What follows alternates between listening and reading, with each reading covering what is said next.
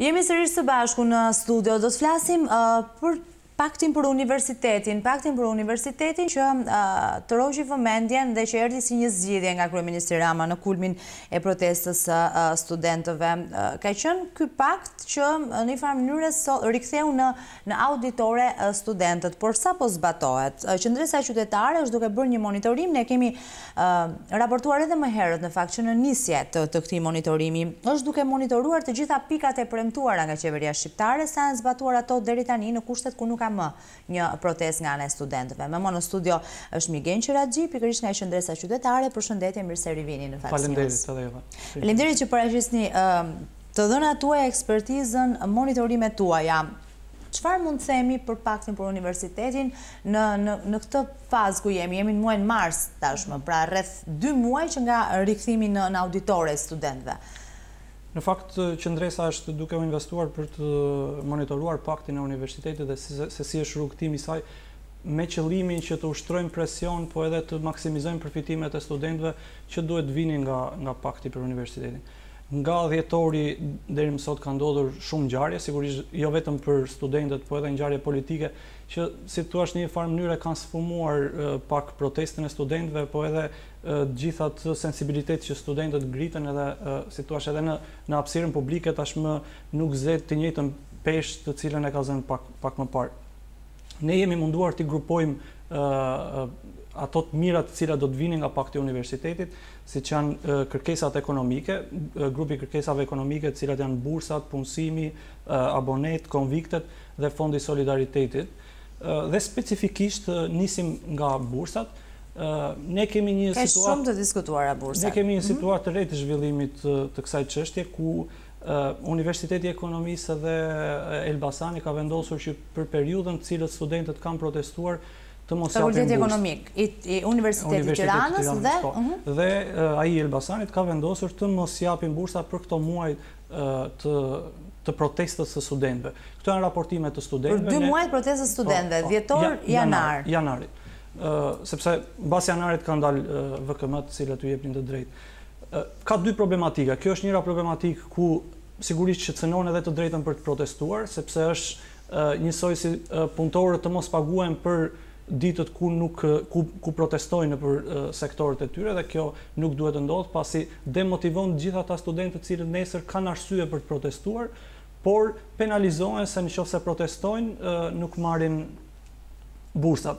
Një element tjetër është për llogaritja e mesatares së këtyre studentëve të cilët marrin këto bursas. Kryesisht është për ata të cilët janë ekselentë dhe vitit parë të cilët i ka futur qeveria për t'i rimbursuar. Çfarë problemesh po shihni këtu te për llogaritja mënyrës? Ka një ndryshim të VKM-s numër 40 datës 23, ku qeveria në fillim vendosi që të jepte bursa për gjithë ata të cilët do i llogaritej mesatarja në mënyrë aritmetike, dhe ditë pasi u shpallën listat me këtë mesatare, kemi një ndryshim mbasi protestara, kemi një ndryshim të përllogaritjes mesatareve nga aritmetike në të ponderuar. Është një mesatare që nxirret nga kreditet të cilat studentët kanë. Dhe çfarë efekte sjell kjo? Kjo sjell efektin që minimizoi listat. Listat e para të cilat ishin me nga 13-15 studentë të cilët e përfitonin, tani janë reduktuar në 8, 9, 7 studentë. Pra si thua, në momentin kur gjithçka u pa i qartë që studentët nuk janë më në rrugë, u bë një modifikim për të ulur si thua kostot e ul presioni, ulën dhe kostot. Po sigur, ne priremi të mendojmë në këtë formë, sepse kur ishte presioni më i lartë, atëherë kishim shpërblim më të mirë për studentët dhe vim në mars ku situata ka ndryshuar, listat janë zvendësuar për shkak të një përllogaritje të re. Një tjetër situatë është ajo e punësimit, ku me paktin e universitetit u premtuan nga qeveria se do të punësoheshin 1000 studentë ekselent ose më të mirët në administratën shtetërore, në vakancat. Këtu ka 2 probleme, që procesi ka nisur vetëm me 200 studentë të punësuar në fazën e parë. Drejtuesit kanë theksuar se do vijojnë një fazë të dytë, po faza e dytë të shpresojmë që të jetë me ritme 4 herë apo 5 herë më të larta se e para, sepse mbeten edhe 800 studentë për të punësuar. Megjithëse ne ka pasur raportime që për zgjedhja e tyre nuk është bërë drejt, po kjo vlen të... Çfarë raportimesh ka pasur? Që studentët cilët kanë përfituar kanë qenë të afërt me partinë e pushtet, apo me njerëz të cilët kanë pasur influencat e dur që të punësojnë këta studentë të mirë. Sigurisht që këto do jenë raportet në vijim për të pasur mundësinë edhe të kohës që ne të ulëmtojmë dhe për të parë rezultate të sakta. Po këto janë nga shqetësimet e studentëve. Sigurisht një element tjetër i cili është shumë i rëndësishëm është elementi i besueshmërisë dhe i moralit. Zonja të cilën drejton këtë institucion dhe ju thot studentëve punë të mbar, sepse kështu e kanë quajtur punë të mbar, është një nga anëtarët e bordit që ka qenë tek Politekniku. Cilin institucion? Të administratës publike, mos gaboj, dhe të këtij portal Albana Dimitri. Dhe ju thot studentëve punë të mbar. Ndërkohë që kjo drejtuese ka pas pozicion në bordin e Politeknikut, e gjetur në shkelje nga kryeministri, ku ka akuzuar ka bërë me fajt gjithë bordet e administrimit që kanë abuzuar në mënyrë jo të drejtë paratë e studentëve, pra si të thuash, kryeministri shpallsi të gjetur në fajtor nga një xhep i parave të publikut dhe po të njëjtët personazhe vazhdojnë të drejtojnë një xhep tjetër të parave të publikut dhe ne mendojmë që ka një mospërputhje morale ku ai që abuzon diku me paratë e qytetarëve sigurisht që nuk mund të jetë i aftë të drejtoj po një xhep tjetër të parave të qytetarëve dhe të shërbej atyre. Një element tjetër që ne kemi parë si shumë të rëndësishëm, institucionet premtojnë shumë, por është e rëndësishme që ato të kryejnë së pari detyrat e shtëpisë. Kjo kanë lidhje me Bashkinë e Tiranës, ku Bashkia e Tiranës parashikon abone se si duhet i përfitojnë studentët e Tiranës. Studentët që jetojnë në kryeqytet, sigurisht për shkak të çmimeve të shumë të shtrenjta, detyrohen të jetojnë në periferi Tiranës dhe për të aksesuar universitetin e tyre duhet të lëvizin me 1 ose me 2 autobus, të cilët sigurisht që rrisin koston financiare të studentëve, por jo vetëm këtë, ata duhet të aksesojnë kinemat, argëtim, spitale dhe gjitha ato të cilat të plotësojnë jetën studentore. Ne jemi në një situatë ku Bashkia e Tiranës prodhon vetëm për 20% të studentëve të Tiranës abone. Pra, vetëm rreth 14.000 abone në muaj parashikon Tirana, ndërkohë që ne kemi 54.000 studentë të cilët mbeten pa abone, pra 80%. Është një kohë mjaftueshme apo jo për të realizuar gjitha këto, sepse kundërargumenti që do vinte në këtë rast është që do duhet dhe pak kohë që të mund të ta përmbushin. Jo vetëm kohë, çështja e abonesës është e drejtë ligjore dhe në momentin që ti ke statusin e studentit, të gjitha institucionet kanë të drejtë ligjore që t'ja mundësojnë studentëve këtë të mirë që ja u jep. Në kushtet ku jemi nga janari dhe në muajin mars se ndodhemi tani, mund të ishte realizuar kjo, nuk ka asnjë pengesë. Sigurisht. Çdo ditë që kalon është një vonesë më shumë, është një shkelje më shumë në arsyetimin tonë dhe jo vetëm që këto 20% nuk plotësojnë nga vetë numri 20%, por edhe këto nuk distribuohen apo nuk shpërndahen në mënyrë të drejtë. Në korrespondencën që ne kemi pasur me Bashkinë e Tiranës, ka pasur pra komunikime me institucionet. Komunikime me Qendresën, dhe ajo është shprehur që nuk ka një procedurë të saktë ligjore për shpërndarjen e aboneve, por ja u ka lënë operatorëve të tretë. Çfarë do thotë kjo? Që do të thotë, operatorët që prodhojnë abonen dhe distribuojnë atë janë linjat e autobuseve, administratorët linjave të autobuseve, të cilët e shpërndajnë në mënyrë siç ne kemi parë në mënyrë në treg të zi dhe kjo 20% e aboneve që prodhohet shkon me çmime më të lartë, jo 6.000 lekë e parashikuar, 6.000 lekë vjetra. Siç ka qenë gjatë gjithë kësaj kohe apo jo? Por 10.000 lekë. Ka qenë një fenomen që ka qenë që para nisjes së protestës. Po sigurisht. Vazhdon të jetë e tillë, ne kemi bërë thirrje që të ndryshojë situata dhe të përcaktojë një mënyrë të ligjore të saktë se kush shpërndahet aboneja që dhe këta 20% të cilët e përfitojnë në mënyrë të drejtë dhe pa u dashur të bëhen pjesë e skemës së tregut të zi. Një situatë tjetër është ajo e konvikteve. Ne kemi parë propagandën e cila paraqet konvikta 3D. Sigurisht një punë është bërë, për gjitha ato që janë bërë ne jemi të kënaqur por ne duhet të kuptojmë që edhe në qoftë se 100% e konvikteve të cilat ne kemi do të restaurohen dhe do të kenë kushtet maksimale, duhet të kuptojmë që konviktet të cilat kemi plotësojmë vetëm 25% të kërkesave të studentëve. Pra 7.000 studentë akomodon qyteti i Tiranës me të gjitha qendrat e vetë të akomodimit, siç janë qyteti studenti, mjekësia, inxhinieria dhe Kamza, po, ka një numër total për 7.000 shtretëresh maksimal. Sigurisht që jo, ato për shkak të amortizimit nuk ofrojnë maksimalin, por ne edhe nëse marrim maksimalin, kuptojmë që vetëm 25% e studentëve të cilët ka nevojë të jetojnë në qytetin e Tiranës mund të akomodohen në qytetin e Tiranës. Pra nuk ka rritje të kapaciteteve pritëse deri në këtë moment, ka vetëm rikonstruksion të godinave ekzistuese. Kjo është situata. Domethënë, okej, janë duke i bërë, por që ajo që duhet të ndryhë dhe është imediate, duhet të shtohet me patjetër numri i konvikteve, që studentët të përfitojnë një mënyrë cilësore dhe të nxënurit gjatë procesit të studimit të tyre, dhe nuk kam pse të bëhen pjesë e komuniteteve të tjera, të cilat nuk janë komunitetet tyre dhe detyrojnë të jetojnë në pallate apo në zona ndryshme të vendit. Ka dhe një element tjetër të çështjeve ekonomike të studentit, është që qeveria premtoi se do të detyronte korporatat të çonin 20% të fondit të përgjegjësisë sociale tek universitetet. Deri më tani nuk kemi informacione apo vendime të marra për këtë situatë dhe shohim që asnjë qindarkë e këtyre korporatave nuk po shkon tek universitetet. Përsa i përket transparencës në institucionet e arsimit të lartë, një pikë gjithashtu shumë e debatuar, kujtojmë ka qenë kryeministri Rama që praktikisht ja ka lënë të gjithë përgjegjësinë, të gjithë fajin pikërisht drejtuesve të institucioneve të arsimit të lartë. Çfarë po bëhet për të ndryshuar këtë situatë? Dhe kjo ka qenë pjesë e paktit. Kjo pikë solli dhe një përplasje me protestën e pedagogëve të cilët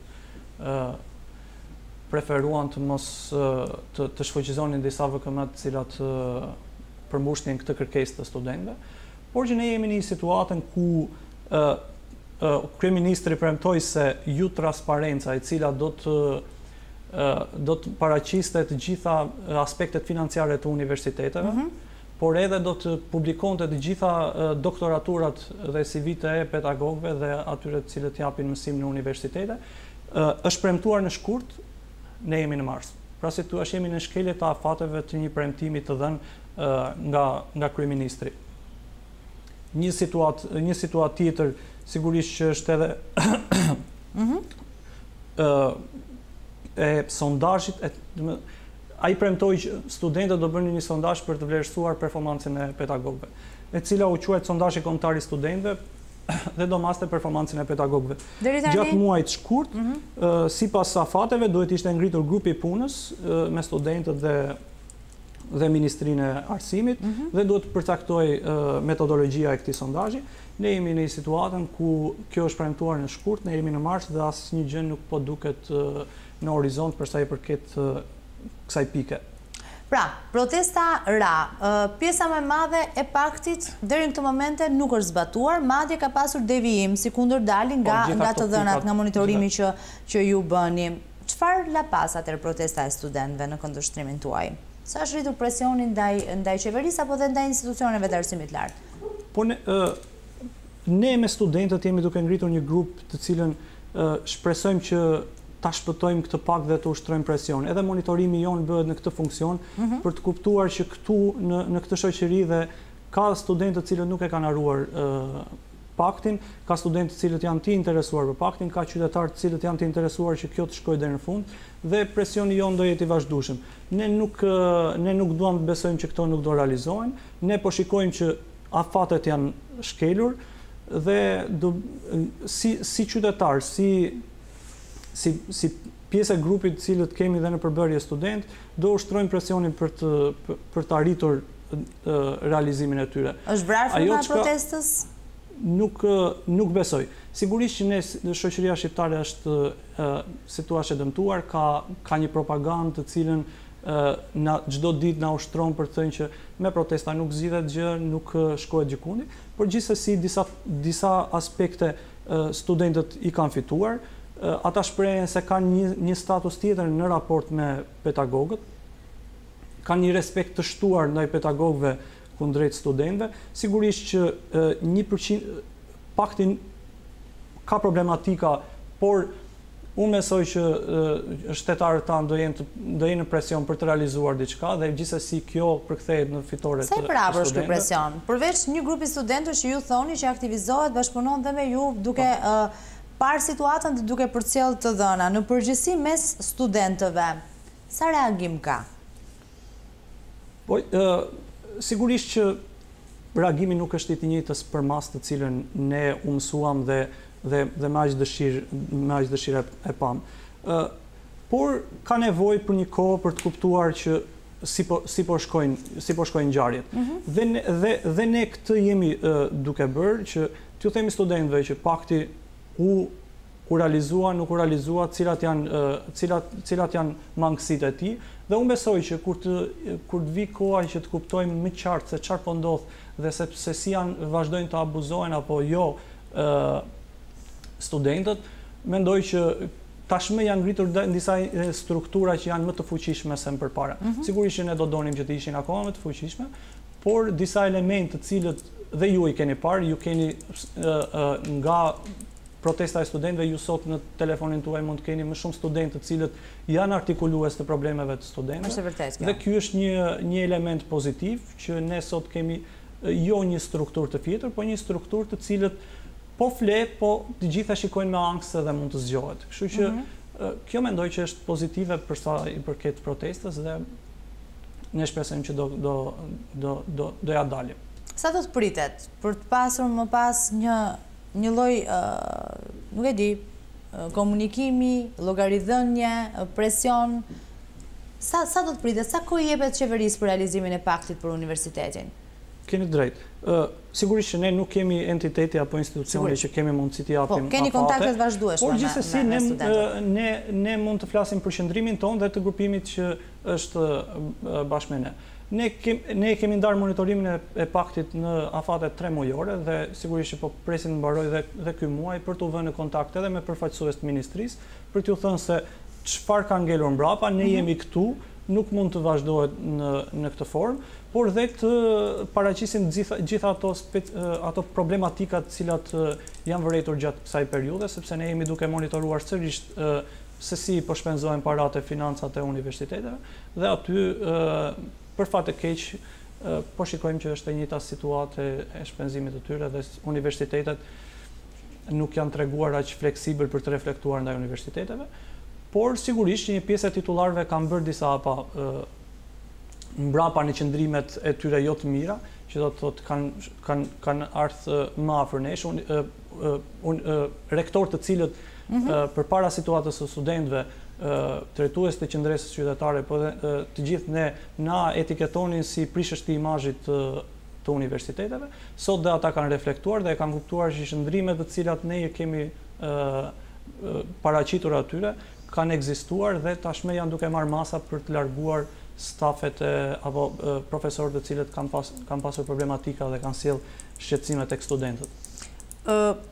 Dalemi tashmë tek një tjetër pikë, në kushtet kur Shqipëria është mbërthyer nga një krizë politike, por që ka ngritur pikpyetjen edhe mbi demokracinë, funksionimin e demokracisë, të cilësuar vazhdimisht hibride në vendin tonë.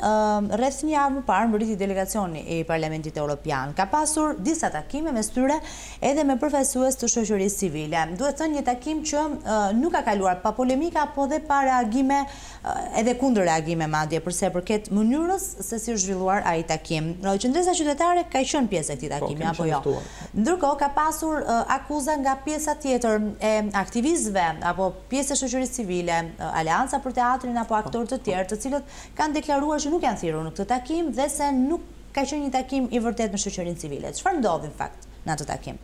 Unë të falenderoj që më pyete për këtë çështje dhe unë do desha të tregosha e kujdesshëm për ta sqaruar për të mos pasur një konflikt të ri në shoqërinë shqiptare. Ne kemi boll konflikte për të konfliktuar dhe shoqëria civile me njëra tjetrën. Sigurisht që situata ku ndodhet Shqipëria është çështje e demokracisë, por ne si ekip mendojmë se demokracia në kuptimin grek të fjalës është pushteti i popullit dhe ne mendojmë që sa më shumë i fort jetë qytetari, sa më kërkues llogarie të jetë qytetari dhe sa më independent të jetë mënyra e të menduarit të qytetarit, jo e lidhur drejt për drejt me partinë, sigurisht që do kemi një demokraci më funksionale. Shumë problematika i kemi trashëguara unë mendoj nga diktatura, ku po perifrazoj një shprehje të Leninit kur mori Moskën, tha kush nuk këndon me ne sot është kundër nesh. Dhe fatkeqësisht ne jemi në këtë situatë ku shqiptarët janë pozicionuar në kraj ekstreme dhe i thonë njëri tjetrit që kush nuk këndon me ne sot është kundër nesh. Kjo është një fund që duhet të marrë fund. Dhe kam frikë se ky takim është trajtuar me të njëjtën frymë nga në mënyrë një gjaknxetësie të sipër apo në një situatë tensionuar. Ai ishte një takim i organizuar nga një prej antarëve të shoqërisë civile, CDI-a, e cila do të konsultonte me një nga përfaqësuesit të cilët ishte delegacion, aty nuk ishte i gjithë delegacioni i europarlamentarëve, ishte vetëm një prej tyre, dhe në vazhdën e një angazhimi të kësaj organizate për të diskutuar mbi sfidat e shoqërisë civile dhe Bashkimit Evropian, ne ishim të ftuar të merrnim pjesë në këtë takim digjes i cili organizua. Pra, unë mendoj që reagimi është një reagim në mos koordinancë apo në mos informacion të situatës dhe një fryme konfliktuale tension. Pra, ka qenë thirrje që është bërë nga kjo organizat, ka pasur ftesa nga kjo organizat, apo direkt nga delegacioni i Parlamentit Evropian? Unë mund të përgjigjem për pjesën që u takon, sigurisht. Që më takon mua, ne jemi ftuar nga kjo organizatë, e cila ka një angazhim publik, e cila mendon që kjo është rruga për të ecur Shqipëria dhe me të drejtë dhe ne bashkohemi dhe ishim pjesë e kësaj. Sigurisht që ne nuk mund të trajtojmë në mënyrë kaq emocionale lider politik që na vin nga jashtë. Ajo që ne kemi qëndrim, ne i shohim këta lider politik si lider që ja kanë dalë në vendin e tyre. Pra, ne nuk interpretojmë në qoftë se ata kanë të drejtë në qëndrimin që mbajnë për Shqipërinë, apo nuk kanë të drejtë për qëndrimin që mbajnë në Shqipërinë. Ne i shikojmë këta zotërinj si politikanë, të cilët ja kanë dalë ta bëjnë vendin e tyre të admirueshëm edhe prej nesh. Ne marrim rrugën dhe shkojmë tek vendit tonë, se ky është shqetësimi më i madh, se të qenë të admirueshëm për vendin e vet as nuk na ngre pik, as nuk na ul pik, apo jo. Ata mbritën në vendin tonë për shkak të krizës dhe gjithë debateve, pra në mesin e protestave etj. Sa u dëgjua, sa u përcoll dhe sa u dëgjua shqetësimi përse përket mënyrës së funksionimit të aktivizimit në Shqipëri ose të shoqërisë civile apo të problematikave lidhur me demokracinë në këtë takim. E bëj këtë pyetje nisur nga mënyra e reagimit të delegacionit Parlamentit Evropian më pas, pra gjatë konferencës për shtyp. U panë shumë të njanshëm. Sa i dëgjuan realisht problematikat nga ju dhe nga të tjerë aty? A u than problematika aty? Po sigurisht që u thanë, sigurisht që ka diversitet, po ne po flasim për një shoqëri ku diversitetin e shikon si vlerë. Nëse gjithë aktorët në Shqipëri paraqisin një mënyrë të shikuarit të tyre të situatës në Shqipëri, sigurisht që ata i dëgjojnë dhe i mirë kuptojnë të gjitha këto shqetësimet. Dhe është kjo që sapo thash. Çështja e ndasisë dhe e të parit të situatës në mënyrë diverse, kam përshtypjen që për europianët nuk është një element të cilën ata e shikojnë si antivlerë. Ata e shikojnë diversitetin si përfaqësues të vlerave të tyre, por veprimet, ajo çka ne kuptojmë, por veprimet ekstreme të cilët çojnë në mos përfaqësim apo djegje të mandateve, ne pam që ata kanë një qëndrim të cilën gjithë si ne shqiptarët e ndoqëm edhe nëpërmjet mediave, të cilët ata e dënojnë situatën. Sigurisht që ne nuk ngrejmë për këtë çështje. Por ajo që unë thash është që këta janë zotërinj që në vendin e tyre ja kanë dalë. Ta bëjnë ashtu siç ne duam ta bëjmë dhe vendin tonë. Dhe për këtë ne gëzojmë respekt kundër. Për shembull, Qendresa Qytetare ka nxjerrë disa monitorime mes tyre dhe që lidhur me largimin e mjekëve, lidhur me dëshirën për të larguar nga të rinjtë etj. Të gjitha këto problematika u paraqitën në takim, u arrit që të thuhen në takim. Jo, sigurisht që jo të gjitha mund të shpreheshin. Se këto janë... Nuk ishte, të them drejtën, nuk është se ishte ky qëllimi i takimit që të diskutonim për gjitha problematikat. Ajo ishte një takim i fokusuar në disa çështje të integrimit dhe të sfidave të shoqërisë civile për të përmbushur. Pra ka qenë takim formal, le të themi. Ja, po. Sigurisht edhe në këtë takim. Unë dua që të bëj thirrje, sigurisht që ne jemi miq dhe jemi të gjithë bashkë me organizatat e tjera dhe të gjithë shoqërinë civile formale apo jo formale, sigurisht që ndajmë të njëjtin qëndrim për një Shqipëri më të mirë. Fakti që rruga për të realizuar këtë qëllim mund të kemi diversitet, mund të kemi ndryshmëri, nuk mund të na bëjë armiq të njëri tjetrit. Dhe kjo situatë që unë mendoj që është një sjellje që ne e trashëgojmë fatkeqësisht nga shoqëri totalitare, nuk mund të bëhet pengesë për zhvillimin e vendit. E qartë. Ju falenderoj që ishit me mua në studio. Shikues të nderuar, shkojmë në publicitet.